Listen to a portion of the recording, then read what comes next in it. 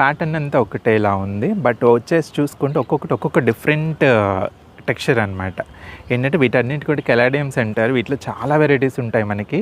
Actually ఇది కెలికేషియా అంటారు. కెలాడియంలో అది ఒక వెరైటీ అనమాట. పెరుగుతున్న కొద్ది బ్లాక్ షేడ్లోకి వచ్చేస్తే ఇదొక వెరైటీ. దీంట్లో 2 ఉన్నాయి. అండ్ ఇదొకటి, దీంట్లో 2 ఉన్నాయి. అండ్ ఇదొకటి, దీనికి ఫ్లవర్ కూడా ఇలా వస్తూ ఉంటుందన్నమాట. మంచి కెలాడియమ్స్. ఎందుకంటే caladiums one of the best choice for those who are interested in indoor garden అనమాట. ఎందుకంటే లో మెయింటెనెన్స్తో ఎక్కువ పెంచలేము, మాకు పెద్దగా ఎండ రాదు అనుకున్న వాళ్ళు ఈ కెలాడియమ్స్ ట్రై చేయొచ్చు. ఇవి బల్బ్సే.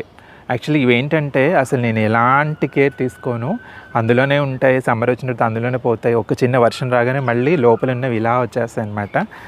జీరో మెయింటెనెన్స్, ఎక్కువ వాటర్ కూడా దీనికి ఏం అవసరం ఉండదు. అండ్ లైట్ కూడా జీరో లైట్ అని చెప్పలేనులే, కానీ షేడ్లో బాగా వస్తాయి. సో అండ్ ఆకుల టెక్స్చరే చాలా బాగుంటుంది. కెలాడియమ్స్లో బోలెడన్ని వెరైటీస్ ఉంటాయి, మీరు వేసుకోవాలే కానీ చాలా ఉంటాయి.